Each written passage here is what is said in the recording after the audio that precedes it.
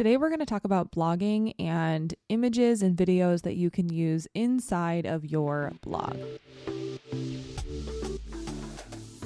Welcome to the Up in My Business podcast with me, Lex Lancaster, where you'll get an inside look at all things tech, business, and my life as a physical therapist turned digital operations expert. You'll hear all about my lessons as a business owner, the ins and outs of tech for your business, and more. From SEO, websites, and email marketing to automations, launches, and copywriting, I've got you. I'm so excited you're here. Let's dive in.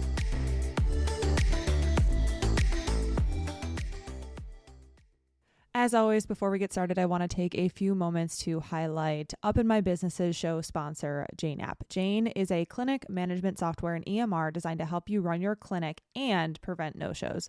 One of the most common reasons for no-shows is forgetfulness, so bolstering your communication is key to helping your clients show up for scheduled appointments. With Jane, you can create effective reminders that include appointment details and clear instructions on how to cancel and reschedule. You can also choose between a text, email, manual phone call, or a mixture of all three reminders depending on what works best for your clients. You'll love not having to remind your clients, and they'll love getting a little nudge about when their appointment is. If you're curious to learn more, head to jane.app/payments to book a demo with a member of the Jane team. You can also use my code LEX1MO. Again, it's LEX1MO over at jane.app/start for a 1-month grace period on your new Jane account. Hello, welcome back to another episode of Up in My Business. My name is Lex, the host of Up in My Business. If you are new here, welcome. If you are coming back for more, thank you so much for listening again. Today, we're going to be talking about a topic that I originally posted about on Instagram and just got a few comments on it that were really, really great, and want to dive deeper into, what this means for images inside of blogs and what have you. But we'll start off with life and business updates and then jump into the content. So life stuff. It's in California. It's still May gray, June gloom situation. So it's really gray in the morning, and then it is, it's sunny in the afternoon, sunny and warm.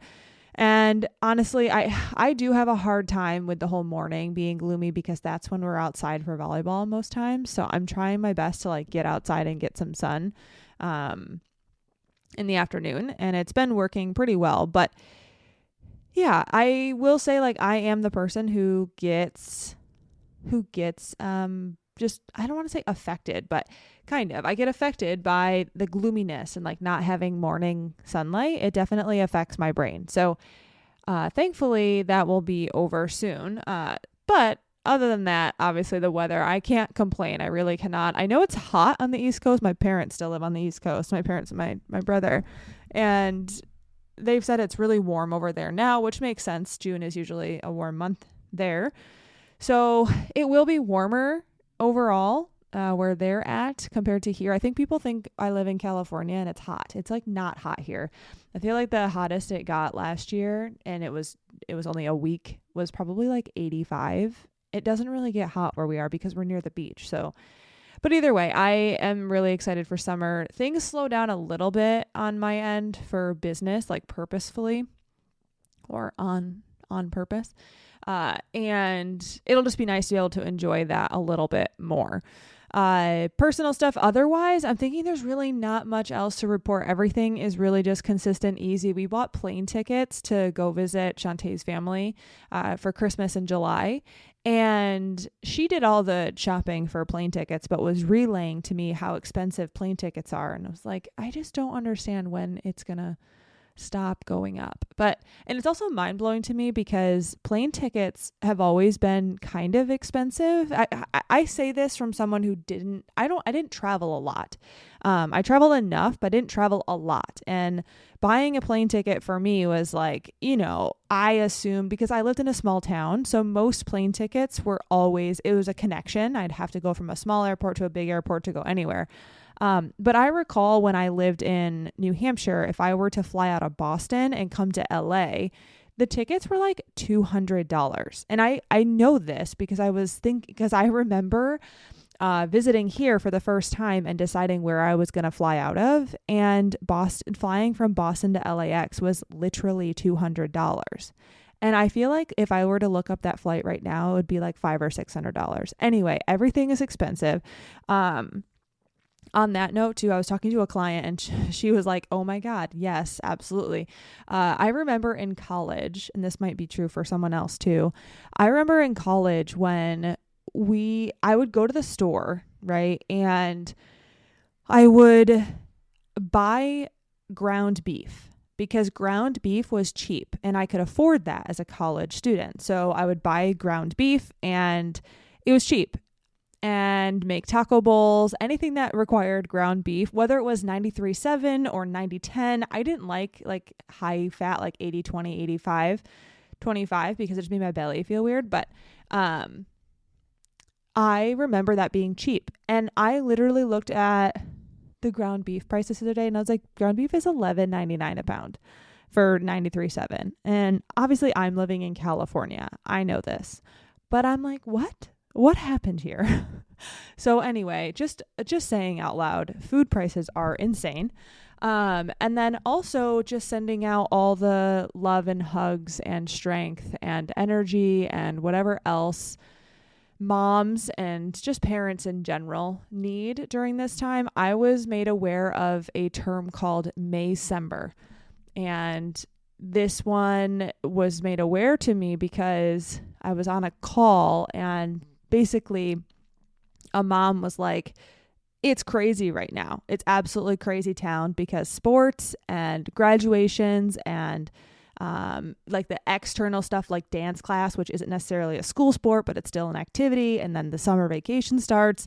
And she was like, it's insane. So people with 1 kid, 2 kids, 4 kids, however many kids you have, sending all the good vibes your way for Maycember, which is mayhem. It was such a fun conversation because I had never heard that, but apparently May and December are just absolutely wild for moms. Like, I know in my mind, I would also include September and maybe like end of August because I feel like going back to school is a whole thing. But this was what I was told, and I 110%, yes, I feel for you. I can see it. My brother has a bunch of activities for his kid. So I'm like, oh my God, it just seems very overwhelming. So sending all the love, joy, peace, all the things your way. Take some time for recovery. Business stuff. Nothing really to update. I feel like the people who listen to this podcast regularly already know this. So I feel like I am essentially beating the horse dead when I say this out loud. But I do want to just say that I am officially booking into August at this point. I am booking my Do It in a Day service into August. I no longer have July dates available. And then once August hits, honestly, I'm just looking at my calendar. I don't think I have any Do It in a Days available in December, maybe 1 in November. And I think I have 2 in each month prior. So I really don't have a ton available at this point. So if you're looking to, take part in a Do It in a Day service, just know that is where I'm at. I purposefully, I hate saying that word. I purposefully front load my year because I know that travel and holidays and everything, like living across the country, like I know we have to travel a lot for our families. So, and that's always in the end of the year. Shantae's 40th birthday is in the end of the year, technically beginning of next year, but it's just going to be busy. So I know that my schedule will be filling up pretty quickly. So if you are interested in, essentially, I will say the words, having your website or SEO, any sort of automations, be it email and sales pages and carts and email marketing setup. If you are looking for any of that stuff, contact me right away. I say right away, meaning like book a discovery call soon. I do have a decent number of people on my list right now for discovery calls. So please jump on. And as always, like I have availability that you can see right on my scheduler. So what you see for a discovery call, book in. And I don't typically have cancellations, but if I do have one, I can always just let you know so we can talk sooner. But typically I won't have a cancellation. So just jump on the calendar at the earliest date that you see. Other than that, I was thinking about, so I'm essentially in the middle of a big project. I've mentioned this multiple times on the podcast, and I haven't announced what it is. I think 2 people, maybe 3 people know what it is, and I'm really excited about it. I think it'll be a great resource. But I am also I'm always sitting here thinking about how I can help people, as far as people who may not be able to necessarily afford to hire me for an hour or 2 hours or for a do it in a day. Like, I understand pricing wise, I may price people out, and I still want to be able to help people, which is the whole function of my Squarespace templates, right? So I'm trying to think of a way that I can essentially put all of my Instagram content into, I don't want to call it a membership because that's a terrible word, because it won't be a membership with a community and, talking amongst each other. It won't necessarily be that, I don't think, because the thing is, here's the thing with tech. When it comes to the stuff that I teach and the stuff that I release, the problem becomes that I am now tech support. And so I have to be really careful of how I am able to show up, because truthfully, I want to answer every question that I get. But if I did, I would never have a break. I would never have personal time, in order to just, obviously not work. Because, I get questions about software. I get questions about all the things whenever. And I will say it's tough just because I can't answer every question. So when I do things like this, I don't want it to feel like I have these things available. Like, for instance, my Instagram content, when I'm posting there in a searchable database, I don't necessarily want to not also provide, Q&A support for certain things. So I'm really trying to be careful and make sure I am addressing a problem that exists, of course, and then also not creating another problem by doing this solution. So stay tuned for that. I'm not sure how it's going to play out yet. I had talked about it. So that's a second project. That's a project that's not really unrelated, but it's aside from the big project that I've been working on. I am also working on merch, and I'm struggling. The reason I say this is because people always ask me this, and I always have this response. I'm like, truthfully, friend, I can't decide for you. I don't know. But when it comes to your business name, it's really hard when your business name is your name, because I'm like, who would want to walk around with a shirt that says Lex Lancaster Creative Co. or like Lex Lancaster on it? And especially in like a left chest design, I'm like, no one wants that because it looks like a name tag. So I'm trying to figure out a way to offer merch. It's not like I have like this big saying that I do all of the time. Like Shantae has her More You, and and she has her M logo. Like, I have my L logo. I think it's great. I love it. I just don't know how I can do merch with it. So I'm trying to figure that part out. I have some ideas, but if you have ideas, let me know. I love to hear them. If not, then just stay tuned. Or if you want to, get merch from me, cool. I'm just undecided right now. I don't know what to do with that situation. It's not like I'm going to put I'm just thinking about these, I'm going to use the word geeky tech quotes. I'm like, I'm not putting that on a shirt. So I don't know what to put on there. But anyway, working on that, trying to problem solve what things could look like. And then I can keep you updated about all of the things. Other than that, I think that's where we're at right now. I'm just trying to think of if I covered all of the things. So without further ado, let's jump into the episode.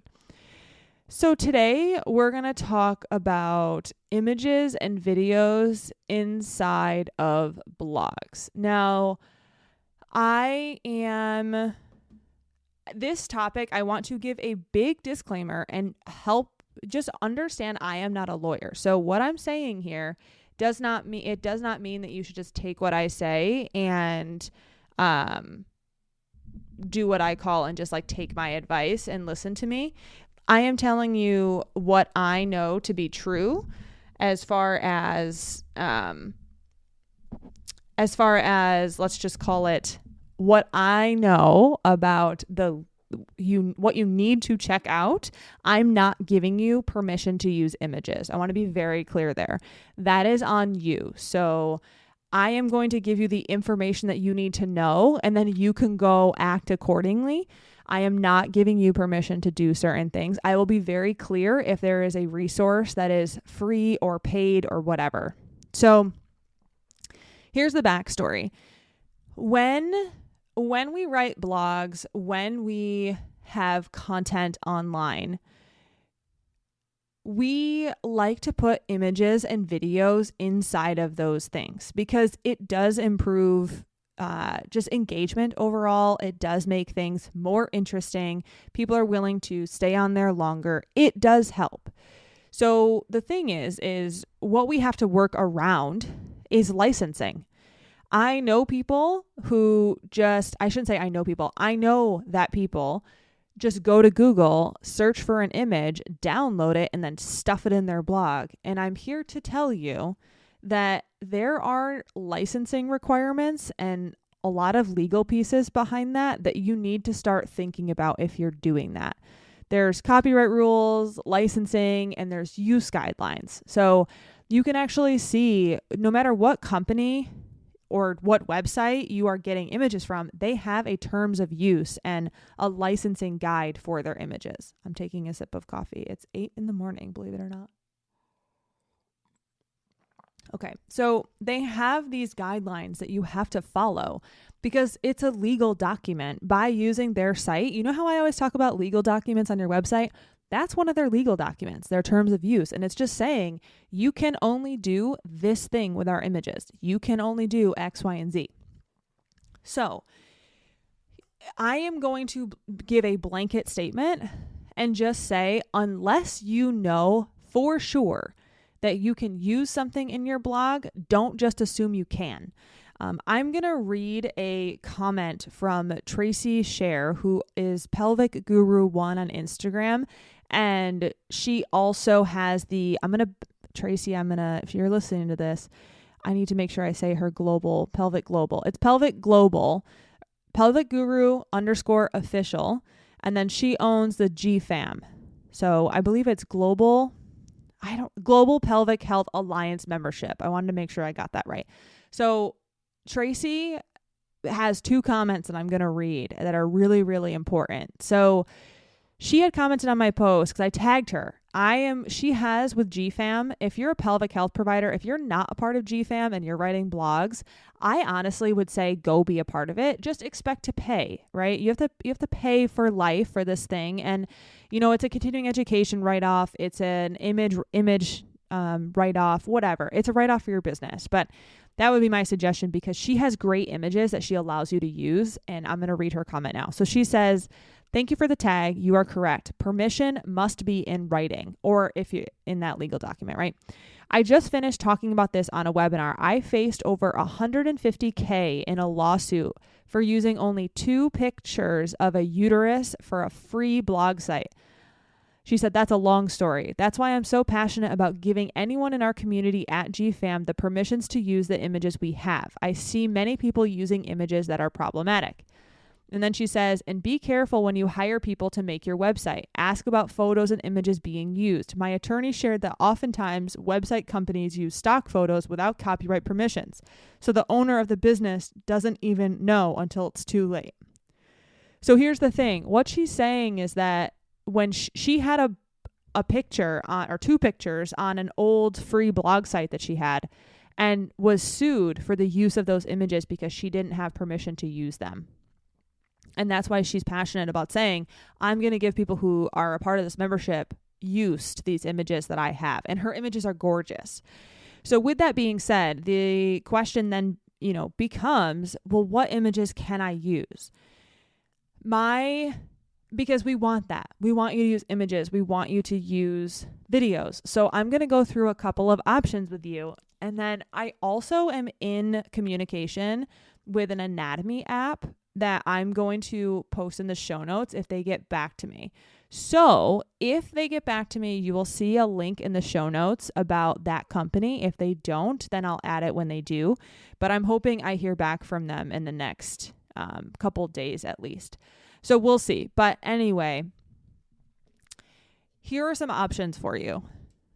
If you have a Squarespace website, Squarespace has a built-in image searcher. So there are free images and there are premium images.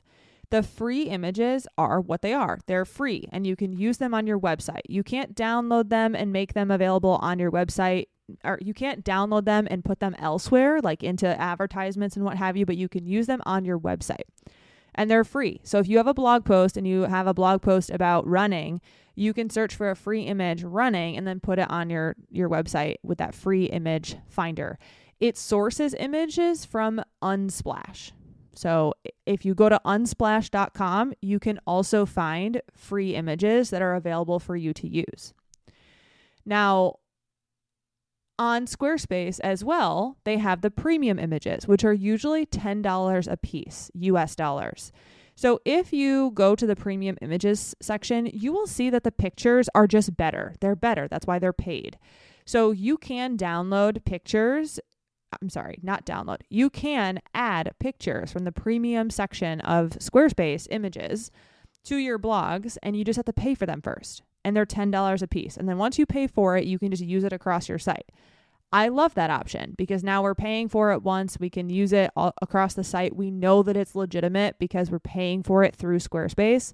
I love that option. So for what it's worth, if you use something like unsplash.com, if you are at any point in time prompted to pay or told that you need to give credit, then that's the rule. So people will often download an image and it will say to the side of it, it'll say image credit required, and it'll tell you what to credit, like the author or what have you. If you don't do that, you're not abiding by their legal standards, which means that if they find that image on your site, they can then sue you. So if you use an image, making sure you're crediting the person on the image if it's required. Sometimes it's not required. Now, this is all what I'm saying for a free blogging site. There are other rules if you're using images and videos inside of your courses. So Unsplash is one of those. Buying them off of Squarespace is another option, which sources from Unsplash. And I believe the paid ones, I'm not sure where the paid ones source from, but either way, you pay for them. And it is per image, so $10 per image. And then if we look elsewhere, typically I will tell people to then look into paid subscriptions, such as GFAM is a great one. So Tracy Share, if you're a pelvic health provider, Tracy Share has amazing images inside of her GFAM membership. Outside of that, you can pay for images from educational sites. You can pay for images from things like oh my God, the name, just iStock Photo. You can pay for images from essentially any website that allows you to give people money in exchange for something.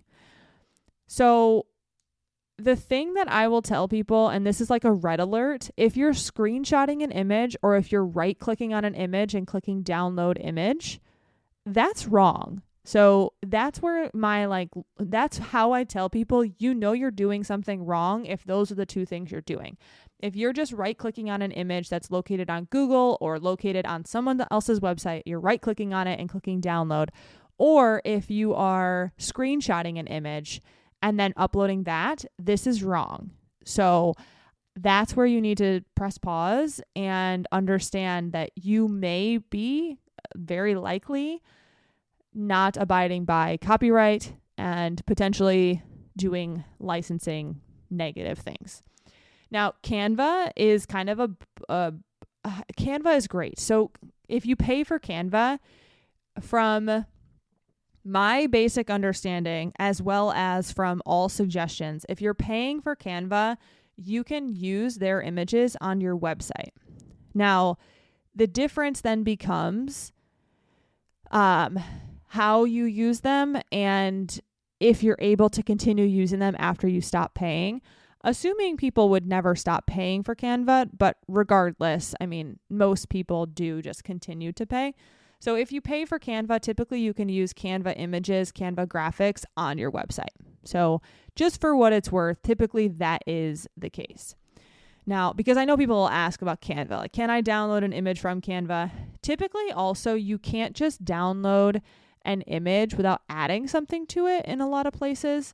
Now, like I said, I'm not giving you permission to do these things. So just make sure you go read the Canva use agreement. They actually have it in pretty plain language. So just check it out there. But Canva is typically fair game as far as using that on your website. Let's go into, I think that was all the talk that I wanted to make on how to get images for your blog as far as sources. Now, here's my top suggestion. This is just me assuming that you have the time, the tools, what have you to do this, but I would love if you just took your own pictures. So in PT school, I used to get so pissed off because we never had any models, like a shoulder model, a knee model, a foot model. When I opened up the clinic, I ordered every single joint and they're like $35 on Amazon. At least they were. So I'm like, why did we not have these in school? This is so ridiculous. Like, I'm like, it's $35 for a shoulder model. What? If you need to take a picture of something or you need a picture of something, go buy an anatomy model or use a human body, whether it's yours or your partner's or your friends, whatever. If they're allowing that, and take your own photo. It's so much easier to just take your own photo than it is to screw around and figure out if you're not abiding by copyright stuff. So one of the examples that I always give is for one of my pelvic health clients, and also for NEPDC, if you're familiar with the business that I used to co-own with a couple others. We just took our own images. We grabbed the pelvic model, took a pen and pointed to the muscle. We grabbed the pelvic model that had flexi hips and like moved the bones and took the video, or took the first photo, took the second video with it in extra rotation. Like, there are so many ways to take your own photos for blog posts that I personally would always stray toward taking my own photos. Then I don't have to guess. I don't have to worry. I don't have to guess. It's just easy. So that would be my biggest suggestion for you. If you're not using the image granter within Squarespace, if you have a Squarespace website, the free images, I would just go take my own photo. Regardless of what the photo is, you can probably come up with something to use. Now, like I said, I will be putting, hopefully, a link or some information about a company that I reached out to, but there are tons of companies that allow you to buy images from them. One of them is Khan Academy. So Khan Academy for a blog use is $80 an image. And I know people are going to be like, their jaws are dropping to the floor, I'm assuming. If you're surprised by that, just know that that's actually pretty low. So if you want to use an image in a course, if you want to use an image on your blog, it's expensive. It's not cheap. So that's it. I just looked it up with another client the other day. It was $80 to buy one image for her blog, which obviously we didn't do. So that's really the long and the short. My biggest suggestion for you is to take your own images and just understand that that's the only way to really just sit back and relax when it comes to this stuff. I want you to, and also to buy them if you're buying them through that Squarespace image generator. That's great too. I just want you to know that we can't be right-clicking on images and downloading images and pulling images from other people's blogs without permission and screenshotting images and tossing those onto our blog, our website. We have to make sure that we have permission to use them, and we have to make sure the license says we can use them. And it goes far beyond just, if it exists on the internet, I must be able to use it. And, I will tell you that there are people whose jobs are to find the people who are not abiding by that. And they actually have to contact you and let you know. And there are things that will, I'm not sure how it happened with Tracy, but people find it. So just understand, like, you might think, oh, it's no big deal, it's one image. Just know, like, one image can make a huge difference. So just make sure you're being super safe when it comes to this image sourcing for your blog, and doing right by yourself, and reading these policies, making sure you're not right clicking and screenshotting to save images. And honestly, just take your own if you can. Get a model, whether it's a plastic or, anatomical model, or it is a human. Get a model, take your own photos, label the photos inside of Canva, and then put those photos onto your site, what have you. So, all right, friends, that's all I've got for you. Hopefully that provided a little bit more clarity around image sourcing and images that you can use inside of your blog.